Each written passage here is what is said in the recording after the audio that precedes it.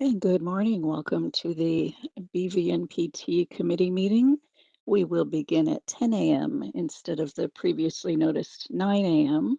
You're welcome to stay online if you'd like to, or you have plenty of time to log out and log back in. Our meeting will begin at 10 a.m. Thank you.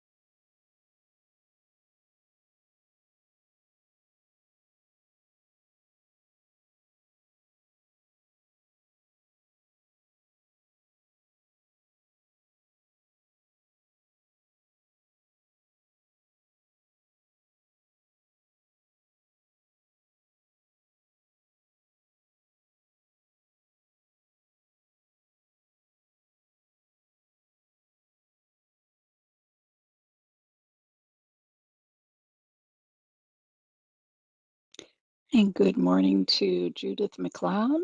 If you'd like, we can do a quick mic check, but if you are in the room, then you'll use the sound system that's there. So if you're on WebEx, you'll need a sound check. Otherwise, don't worry about it.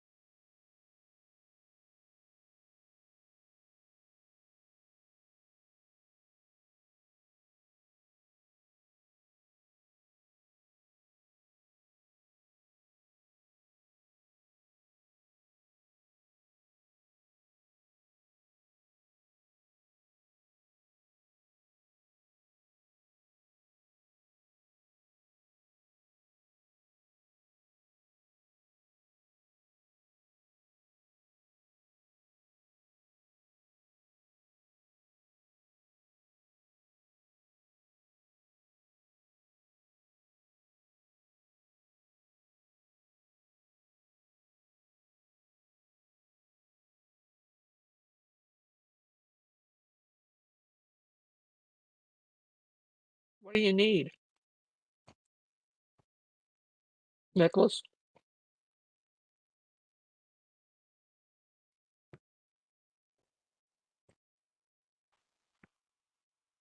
Judith, are you remote or are you in the meeting room? I'm remote. I'm Okay, not all I'm right. not I'm not allowed to travel. I'm remote. Okay, all right, fantastic. So we do have a mic check from you. That's fantastic. Are you presenting during the meeting? God, I hope not. Okay, all right, then we don't need to check the camera. So in the Teams discussion, Nicholas is letting you know what's going on. That's fine. No problem. I'm Great. sitting here eating breakfast, so Sounds good. We've got half an hour to kill, so we're yeah, good. I know. I just figured I'd check in and be done. Good. Fantastic. That's what I Okay. like. Thanks. Okay. All right.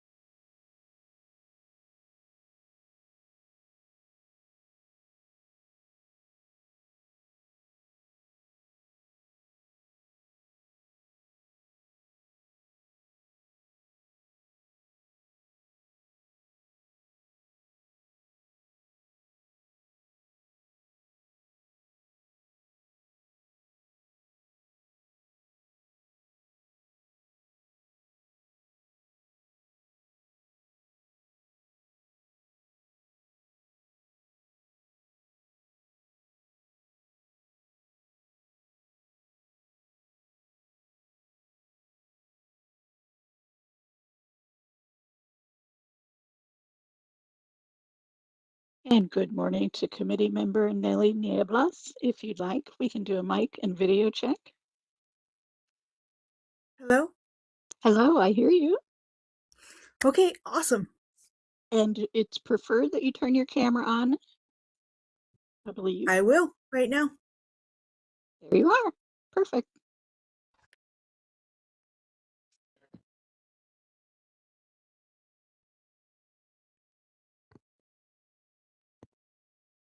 Good morning, everyone. Welcome to the Education and Practice Committee, February 4, 2026 committee meeting. This meeting is taking place at the Department of Consumer Affairs, first floor hearing room located at 1625 North Market Boulevard in Sacramento, California. My name is Carol Mountain, and I am the committee chair. I would like to call this meeting to order at 10:01. First, some housekeeping information on how this meeting will be conducted. This meeting is being held in person. If we need a motion, I will call for a motion, a second, and open for public comment prior to taking a roll call vote for each motion. Members, for the record, please state your name prior to making your motion or when seconding a motion. Please turn your microphone on when making or seconding motion to ensure accurate records of the motion. Committee member Nelly Nieblas will be participating remotely. We will take public comment on each agenda item. Each member of the public who requests to speak will have up to 3 minutes to speak, and you will be notified when you have 30 seconds remaining. You do not need to provide your name, but please indicate how you would like us to identify you if you are participating via WebEx. For the sake of efficiency, the executive officer may respond directly to the public comment or defer to the appropriate staff person or counsel as appropriate. For any questions directed to board members, I will either answer the question or direct it to the board member as appropriate. However, the board will not engage in discussion or take action on the item. We will now do an alphabetical roll call to establish quorum. Nelly Nieblas is participating remotely per Government Code Section 11123.5. Ms. Nieblas is not required to disclose her location.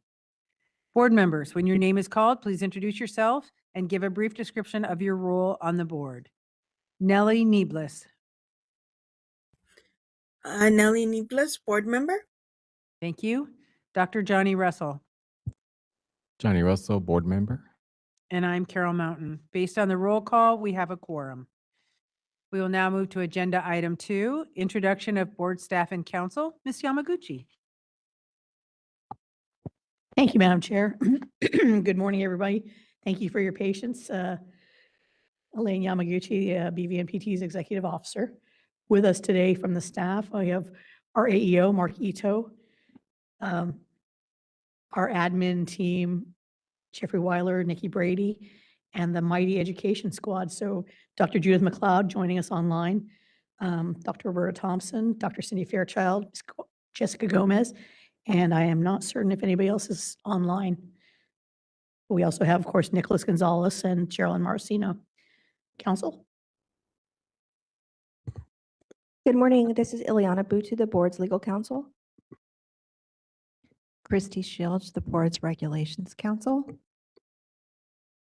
Thank you so much. We will now move to agenda item 3. The Education and Practice Committee's function is to discuss policies that impact the BVNPT's licensees' training and scope of practice. Today, we meet to determine whether the committee shall offer recommendations to the full board regarding the LVN scope of practice and to clarify the executive officer's delegated ability to approve or deny program requests. We will move to agenda item 4, review and discussion of strategic plan goals. That would be me. Yeah. Thank you again, Madam Chair. Not really looking for an action or a deep conversation here, but as the board will know, and I hope our audience knows, the board approved its 5-year strategic plan in November of 2024. And so we are, of course, a year into the plan. It is a fairly, I think, ambitious plan.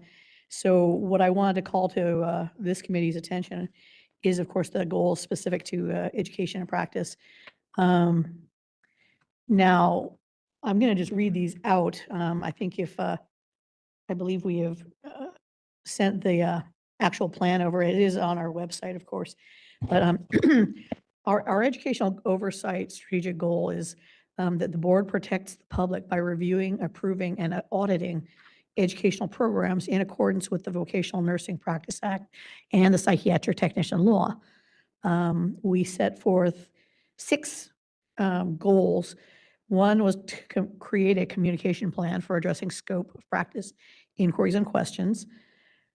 Second, evaluate and where possible, improve processes to enhance communication and fairness. 3, to improve communication and resources provided to schools in preparation for site visits. 4, to implement BVNPT's cite and fine authority to increase the accountability of schools and programs. 5, to create a plan to promote curriculum that enhances diversity, equity, and inclusion and cultural sensitivity in the treatment of patients. And finally, 6, to create a plan to promote mental health awareness training. Now, I won't say that that we have not made any progress on these goals, but we have not actually put to bed any of these goals yet. Right now, of course, we have been working assiduously, the staff with the board and board's council, on a very comprehensive review and update of our scope of practice and our school approval processes, regs. That has been, I think, the flagship, I think, of what we've been working on for the past, I don't know, several years, really. What we have talked about a lot at a staff level, of course, is looking to address the way that scope of practice inquiries are handled, accounted for.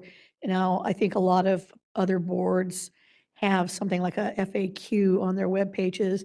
Our scope of practice issues tend to be so much more individualized that any kind of answer on the web page could be construed as a legal determination or position. So right now, everything that we encounter tends to be a case-by-case basis. But it is a very staff-intensive process, and so we are looking into ways to make that a little bit more efficient. In terms of communicating and providing resources to schools so that they can better prepare for for the NEC's site visits, we've not really been able to put a lot of time and attention into analyzing this, as the schools themselves are always in such different, unique positions and have such interesting issues to address that it would be hard beyond saying the checklist that I do know that the NECs provide of have this ready, have this ready, have this ready. And that, of course, doesn't include any time that the NECs would like to make a unannounced visit, because then, no, we want to see you as you are. In terms of the cite and fine authority, which was given to us through the legislature in our sunset bill in 24, took effect in 25, the staff has been working to research and analyze the better ways to create this system. But again, it hasn't really been put forward quickly because first off, we would need to design a system, and this is a very staff-intensive concept. And then, of course, we would need to create and launch some regulations. So in light of the fact that we've been concentrating on several other regulatory issues, that this has also been kind of moved back. We'll get to it by 2030, though, I'm sure. Promoting curriculum that enhances diversity, equity, and inclusion and cultural sensitivity for the treatment of patients. This is actually done to the greatest part in the regulated curriculum as it is, but I think you can never do too much in this field. So it is something that we continue to talk about, and especially in as much as the field of vocational nursing and psychiatric technicians covers such a huge and diverse population that it behooves us all to make certain that our licensees understand and can work with a vast variety of individuals. And finally, creating a plan to promote mental health awareness training. This has been kind of embedded in some other work we've been doing, looking with the help of our Psych Tech board members and colleagues in the community, notably, of course, the state's PT union, and of course, the program directors at all our PT schools. So this is something that's enormous, and it's difficult to put forward something because it's so multi-layered. And I think what we have been working on, of course, is developing a better coalition among the mental health healing arts programs like board of psychology and the social workers and a lot of other organizations to really, I think, at least understand who does what and position ourselves to do a better job informing the public and the legislature about who does what. So in a nutshell, this is where we are in our strategic goals for education oversight. But this is something that the committee is advised to put some thought into. And I think that in subsequent meetings, we'll probably want to spend a little time discussing progress and future path for these goals. We can take it one at a time or more. That's, of course, up to the committee. So I'd be happy to answer any questions.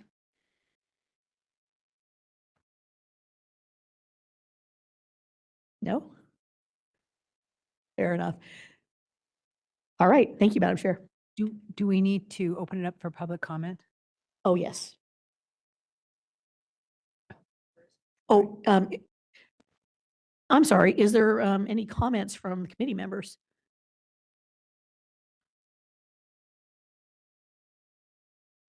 All right. Now you can go to public comment. Seeing none, is there any comment in the room? Seeing none, can we find out if there's any comment online? Certainly, this is the moderator. If anyone would like to make a comment on this report, you may look for the hand icon that's typically at the bottom of your WebEx screen, or if you're on a mobile device, it might be behind the 3-dot other options. There's a little outline of a hand. You can click that to raise your hand. As stated, each speaker will have 3 minutes with a 30-second warning. Are there any requests for comment? I do not see any requests, so I will turn the meeting back to you, Chair. Thank you so much. Ms. Butu, do we need to call for a motion at this point? Is there anything that you're? No. No, it's just information. It's a report from the UU. Okay, so we're free to move forward. Okay, thank you. If there's something that you guys wanted to do, then yes. Okay, thank you so much. Then we will move to agenda item 6, discussion and possible action to recommend expansion of committee's authority to deny school requests. And the committee has decided to table this agenda item for further committee review. Is that correct? Yes. Okay, thank you so much.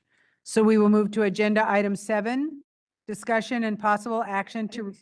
Sorry, I you skip skipped number 5. Yeah, I'm sorry. that's kind of a big one. No, let's go back to agenda item 5. All right. Discussion and possible recommendations to the board on LVN scope of practice updates and proposed regulations to amend California Code of Regulations, Title 16, Section 2518.5, scope of vocational nursing practice. Dr. McLeod. And that will be Dr. McLeod. Thank you. So during the time from October to now, we've had a lot of discussion and questions about the scope of practice due to the change in the respiratory regulations. So we've been examining the scope of practice and having discussions among the education group, the NECs, executive officer, and legal counsel. And we need to have some input from the public as well, as far as the scope of practice. What we've done is we've included the current scope of practice, which is California Code of Regulations, Title 16, Section 2518.5, in the information with this meeting.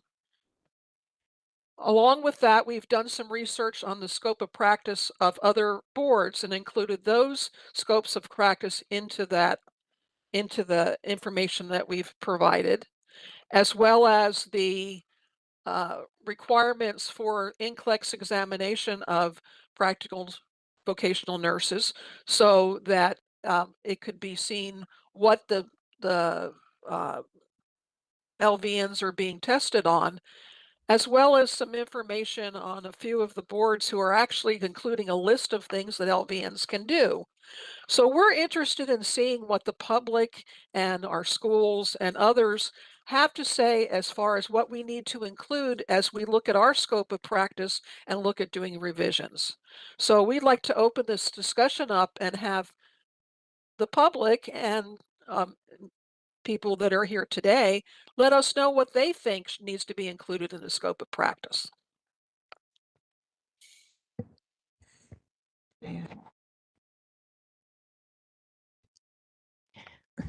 Good morning, Christy Shields, Regulations Council. I wanted to add to Dr. McLeod's comments some questions for the public to consider. If you look at page 1 of the memo, the focal point for the board's scope of practice authority is in Business and Professions Code Section 2859. And we've bolded for the public's review Section A, subsection A, which states that the practice of vocational nursing within the meaning of this chapter is the performance of services requiring those technical manual skills acquired by means of course in an approved school of vocational nursing or its equivalent. So the key question is, what skills are acquired by means of a course in an approved school of vocational nursing?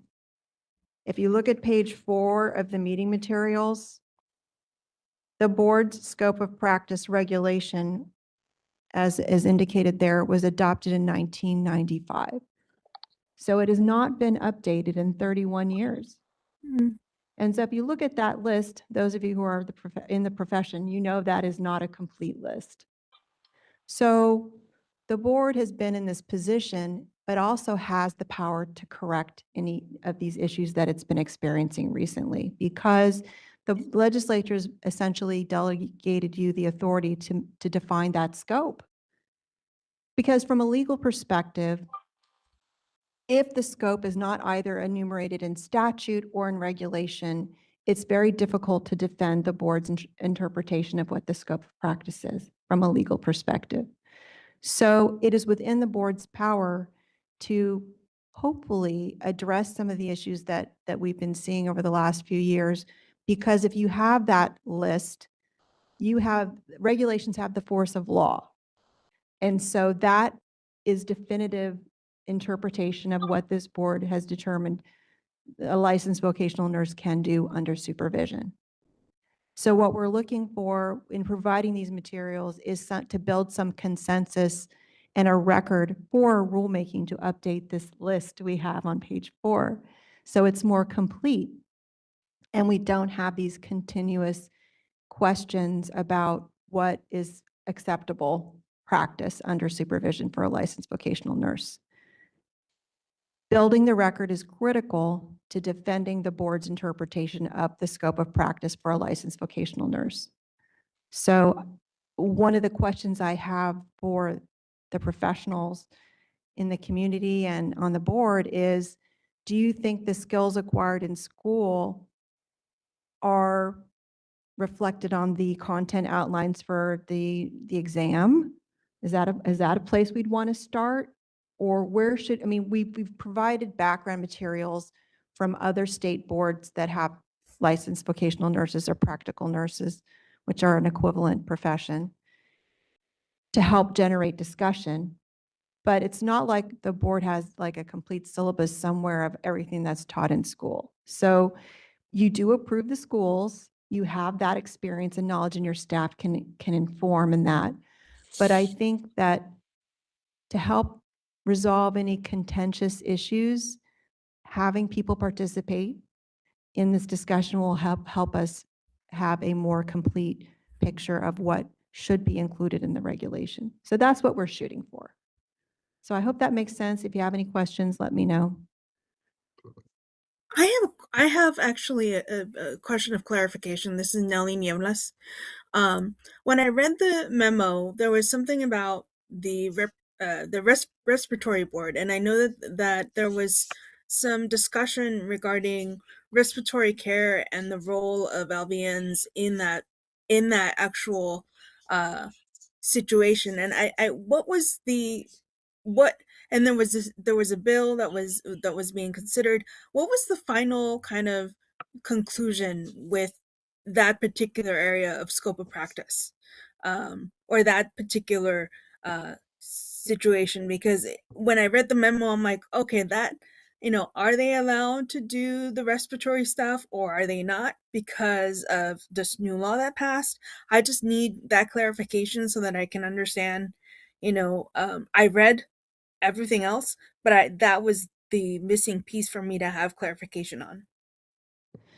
So again, this is Christy Schultz, Regulations Counsel for the board, and this is my opinion on the matter. Business and Professions Code Section 2860 is listed right below the regulation I mentioned on page 4 of the memo.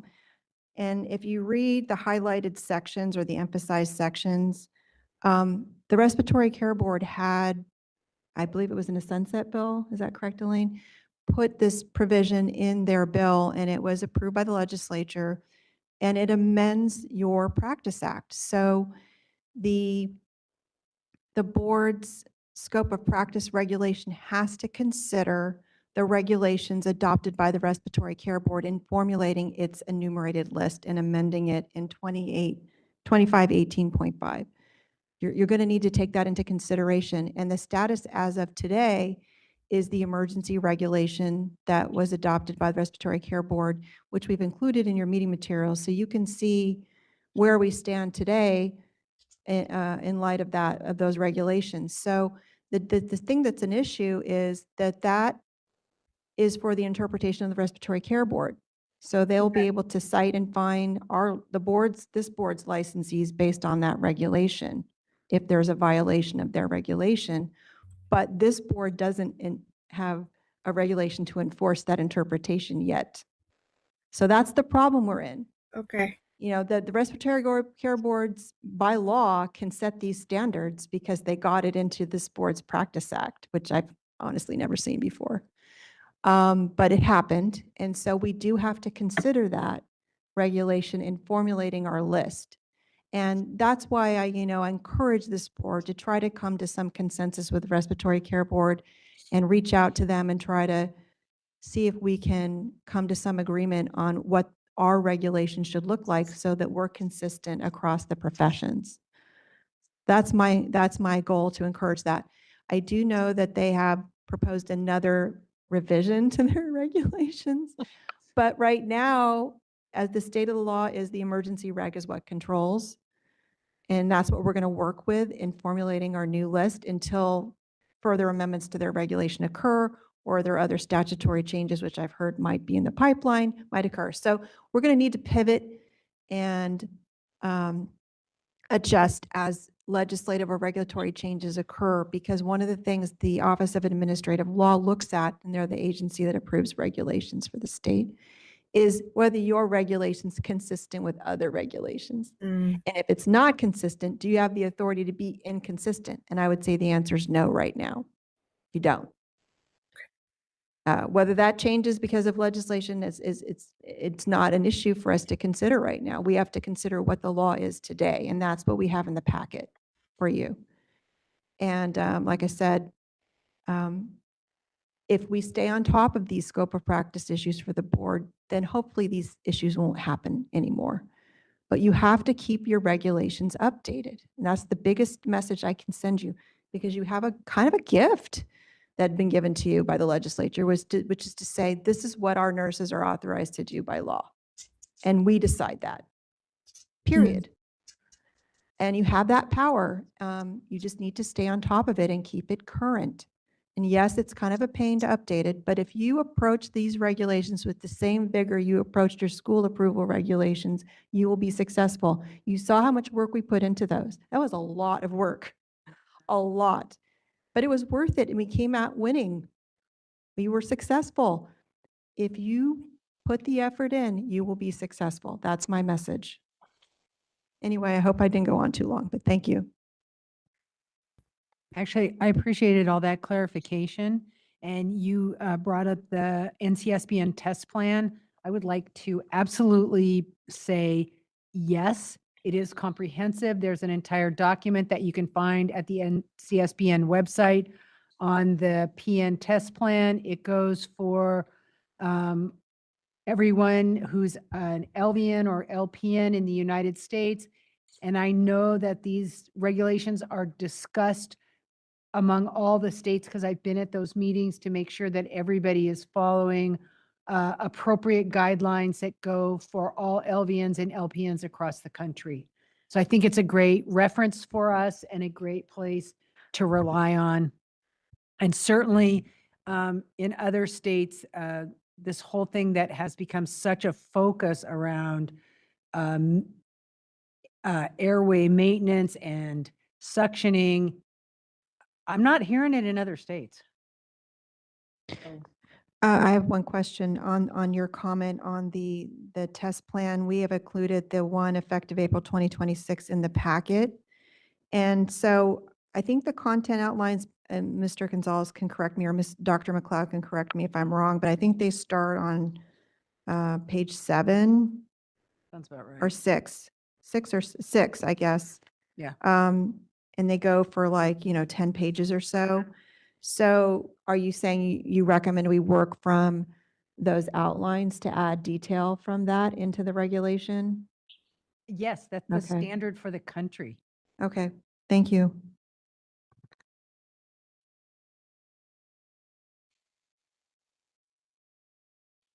Do we need to open this up for public comment?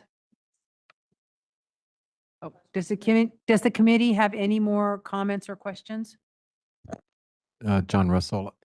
Dr. McLeod, is this an opportunity for us to bring forward expanding the scope of practice for LVNs as far as maybe IV certified LVNs being able to hang IV antibiotics? I know currently they can hang blood, and IV antibiotics is something I feel could be discussed either at some point in time. Is this the right place? Yeah. That's actually part of the IV blood withdrawal regulations in sections 7 through 10. There's actually a whole separate section on IV certification, IV blood withdrawal certification, and those regulations are up for revision when we get Article 5 done. Well, I do have a question though. Should we be including updates to those regulations along with the scope of practice update at the same time though? That would be my question to you. My question to you is can we do that? Yes. But Then I I mean, would- it's not I don't want to be looking like I'm directing policy decisions, but might as well clean everything up at the same time. That would be my recommendation. You don't have to. My Fine. my recommendation is yes, we can move forward with that because we're prepared to do so. We were just waiting for Article 5 to be moved forward, but we can certainly consider doing that at the same time. Thank you. And yes, that is under consideration, I will say. So we will definitely take that into consideration as we move forward with those changes.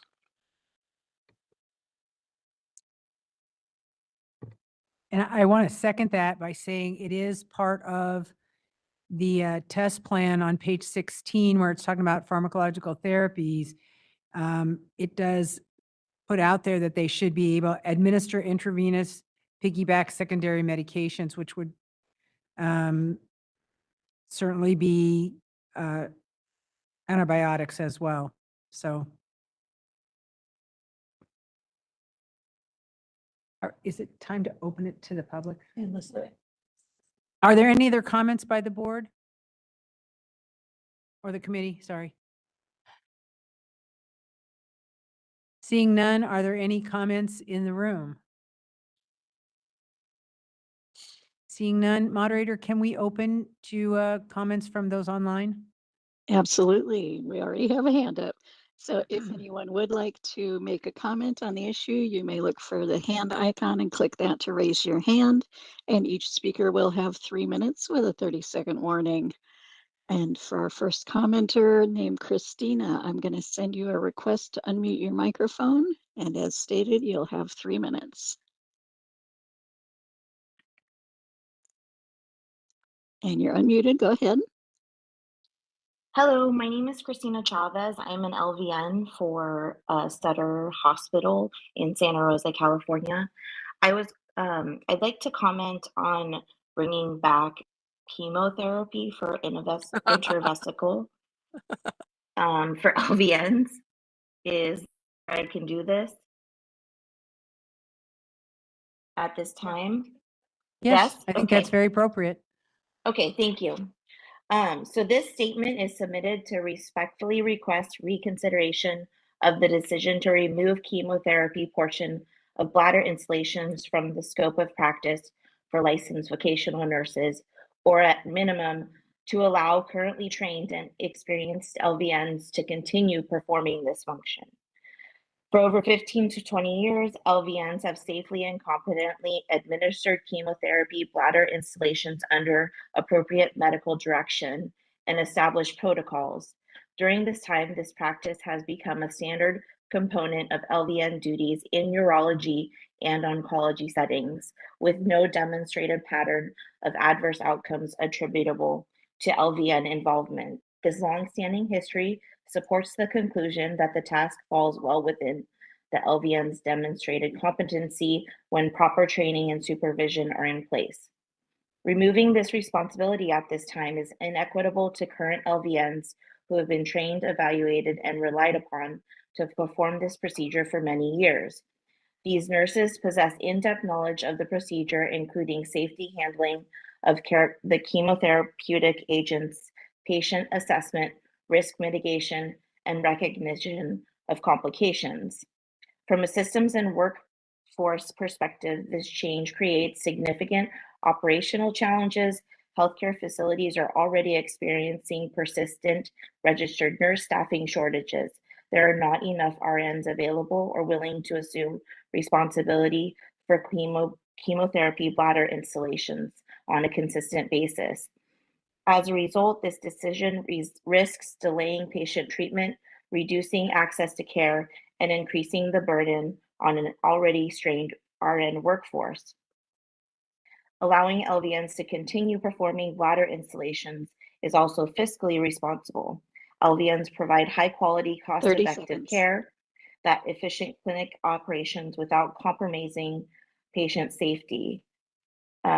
Therefore, it is respectfully requested that the board reconsider this restriction or implement a grandfathering provision allowing currently trained and experienced LVNs to continue administering chemotherapy bladder installations. Thank you for your consideration of this matter and your continued commitment to patient safety and vocational nursing Time. profession. Thank you. And are there any other requests for comment on this issue? I do not see any other raised hands, so I will turn the meeting back to you, Chair. I'd like to jump in for just a second. Thank you so much, Christina, for providing that public comment. If there's anyone else that would like to provide a public comment, you are welcome to submit it to the board in writing so that it can be considered as they're drafting the regulations and starting the regulatory process. Is it time for us to make a recommendation? The one that you wrote at the end? Yeah. Okay.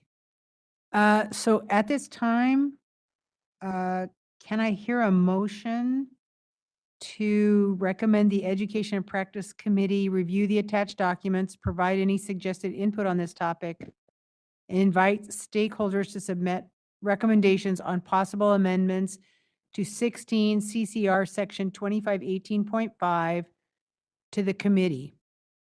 Staff will evaluate all input and recommendations provided by the committee and the public at this meeting and bring back a proposal to update the board's regulations for the committee's consideration at a future committee meeting. Dr. John Russell, motion. I'll second. Do I take a vote? Yes. Okay. So I will now take a roll call vote, starting with, oh, sorry, I have to take a public comment in the room first on the motion. Seeing no public comment on the motion, could we open it up for public comment on this motion online? Thank you. Certainly, if anyone would like to make a comment on the motion, you may look for the hand icon and click that to raise your hand. And we do have a raised hand from Christina. I'll send you a request to unmute.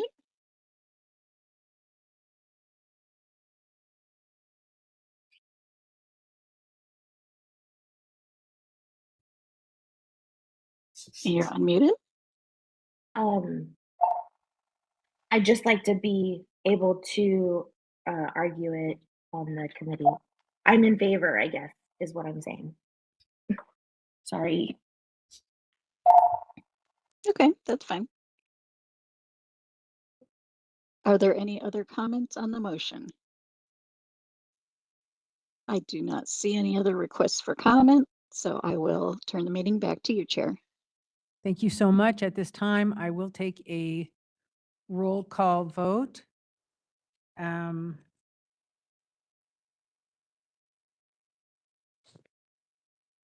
Ms. Neeblis, how do you vote? In favor? Thank you. Dr. Russell? In favor? And I'm Carol Mountain. I also vote in favor. So does carried unanimously. We already discussed agenda item 6, so we will now move to agenda item 7. Discussion and possible action to review and confirm delegation of authority to the executive officer to approve or deny school requests. Is that you or Dr. McLeod? I think it's me, actually. Okay, Ms. Yamaguchi. Thank you, Madam. Thank you, Madam Chair. In the committee's agenda packet, there is a spreadsheet entitled How We Do Business. As a little bit of background, a number of years ago, prompted by COVID and a few other constraints, it became necessary to officially delegate certain decision-making processes and certain tasks to the executive officer to ensure that the board can continue to do business and to help the school approval process at that time and the NEC's work to move more expeditiously. So what the board, of course, always has the authority to do is to choose what specific tasks and areas that they would choose to delegate to the executive officer. Now, in terms of the education, the board's prior delegation consisted of reviewing reports, initial program approval, continued program approval, requests to admit, changes in curriculum, changes in program hours. So generally speaking, at this point, rather than the prior structure, which was to depend on this committee and the full board to make all of these decisions, instead, the NECs meet with their executive officer at least twice a month, and we review all the reports and assess what needs to be acted upon officially by the board. So at this point in time, as I said, it has been delegated authority, but it's always a good practice to review and reaffirm and make any changes that the committee and the board might want to make in terms of what the executive officer is authorized to have the final say on, as we could say. As I say, it's been working quite well for, I think, something like 4 or 5 years now, that essentially then we've been able to provide faster decisions to schools, and the NECs have been much more able to be much more nimble in terms of their work with the schools. So, as I said, this isn't necessarily an action item right now, but it is something that I think the committee wants to discuss.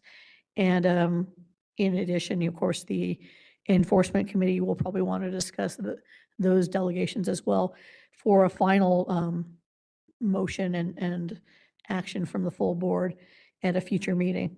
So I'd be happy to answer any questions from the committee.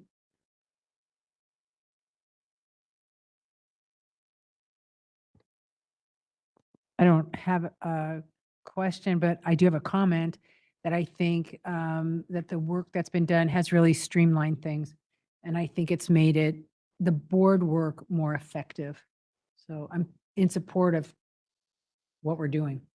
Much appreciated. And I do want to make certain that the board, and well, certainly in the committee and the board, feel very comfortable with the degree of accountability, the transparency, because we want to make certain that decisions are not made in a dark, shady room somewhere. The board is apprised of all the decisions that are rendered by the executive officer in that quarterly decision motion in the board agenda.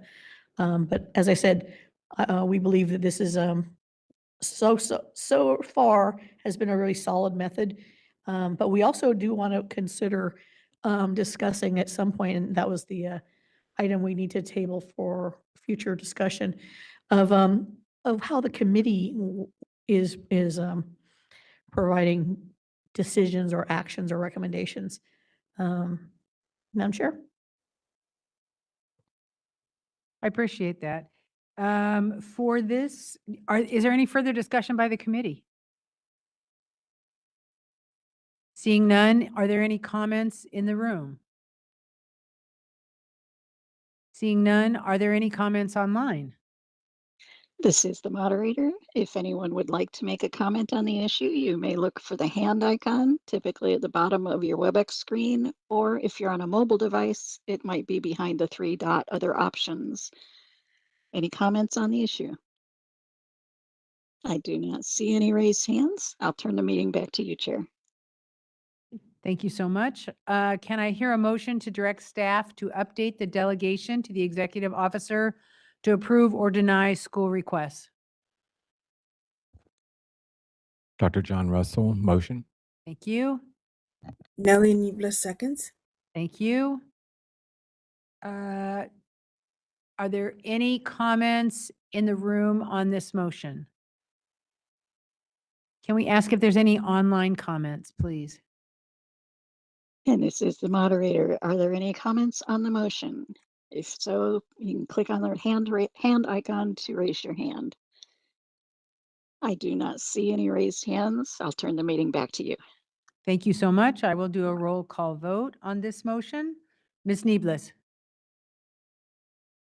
In favor? Thank you. Dr. Russell? In favor. And I'm Carol Mountain. I'm also in favor. That motion passes unanimously. We will now move on to agenda item 8, public comment on items not on the agenda. Please note the committee may not discuss or take any action on any items raised during this public comment section, except to decide whether to place the matter on the agenda of a future meeting. We are now open for public comment. Is there any public comment in the room? Seeing none, is there any public comment online? This is the moderator. If anyone had a comment for something that was not already on the agenda, you may hit the hand icon to raise your hand, and each speaker will have 3 minutes with a 30-second warning. Anything that is not already on the agenda? I do not see any raised hands. I'll turn the meeting back to you. Thank you. We will now move to agenda item 10, suggestions for future agenda items. Any committee discussion or questions? Quick update, that's number 9, just for those following along at home.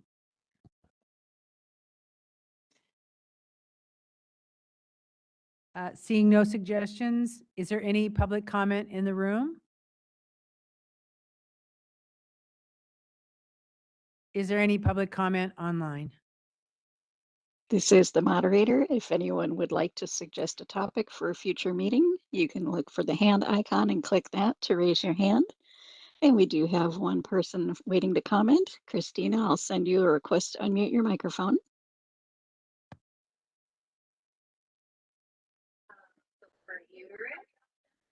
And you're live. Thank you. I just wanted to bring forth again in bringing up the chemotherapy drugs for intravesical therapy. Will that be on the next meeting? A future meeting. Okay. All right, thank you. And if there are any other suggestions for topics for future meeting, you can click on the hand icon to raise your hand. And I do not see any other hands, so I will turn the meeting back to you. Thank you so much. We will move to agenda item 10, schedule next education and practice meeting. Are we doing that at this meeting? We can. Any suggestion? I believe Dr. McLeod and the staff had a suggested April the 9th. Now, wait a minute. Let me make sure it's the right date. April the 9th, yes. Yeah. Yeah, April the Yeah. 9th. It's a Thursday. Sure, that's fine for me. Dr. Russell? Ms. Niebles? Will that work for you? Great, thank you. Yes. I'm sorry. I the button, it always gets me. And Dr. Russell is affirmative also, so it looks like it'll be April 9. April 9th. You want to do 10 o'clock or 9 o'clock? 10 seems better. Okay, so we'll do April 9th, 10 o'clock. Perfect. Thank you. Thank you. And our final agenda item 11 is adjournment of this meeting at 10:48 a.m.